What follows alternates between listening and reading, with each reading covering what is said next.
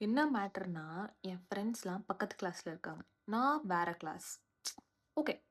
இத்தன வருஷம் கடந்தாச்சு. So what is fine. பழகிடுச்சுன்னு வச்சுக்கலாம்.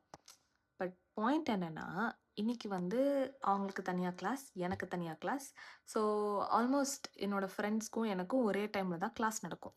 அவங்கவங்களுக்கு அவங்கவங்க கிளாஸ்ல நடக்கும். எனக்கு என் கிளாஸ்ல நடக்கணும். ஓகே. ஸோ அவங்கலாம் என்ன பண்ணிட்டாங்க, சார்ட்ட பேசி கேன்சல் பண்ணிட்டாய்ங்க. கிளாஸ் கேன்சல் ஆயிடுச்சு. எங்க சார்ட்ட கால் பண்ணி பேசுறது, அவர் கால் எடுக்க மாட்டாரு. ஸோ நாங்க ட்ரையும் பண்ணல.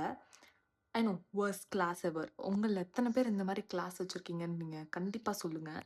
இதுல இன்னொரு மேட்டர் என்னன்னா, நான் மட்டும் தனியா, தனியா நோட் த பாயிண்ட். தனியா டிராவல் பண்ணி காலேஜ் போய் கிளாஸ் அட்டெண்ட் பண்ணிட்டு அதுக்கப்புறம் வந்திருக்கேன். இவங்கலாம் என்னோட ஃப்ரெண்ட்ஸ்லாம் என்ன தெரியுமா பண்ணாங்க, எனக்கு கால் பண்ணி, டெக்ஸ்ட் பண்ணி கடுப்பேத்துறாங்க. What is this? எனக்கு இதுதான் இரிட்டேட்டிங்கா இருக்கு.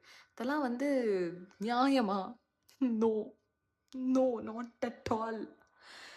உங்கள்ல எத்தன பேர் இந்த மாரி ஃப்ரெண்ட்ஸ் இருக்காங்கன்னு சொல்லுங்க. அண்ட் உங்க ஃப்ரெண்ட்ஸ் பக்கத்து கிளாஸ்ல இருந்தாங்கன்னா, பங்க் பண்ணாங்கன்னா, நம்ம கிளாஸ் போகணும். வேற வழி இல்ல. நான் இன்னைக்கு அதான் பண்ணிட்டு வந்திருக்கேன். எனக்கு அதான் கடுப்புல இருக்கேன் நான்லாம்.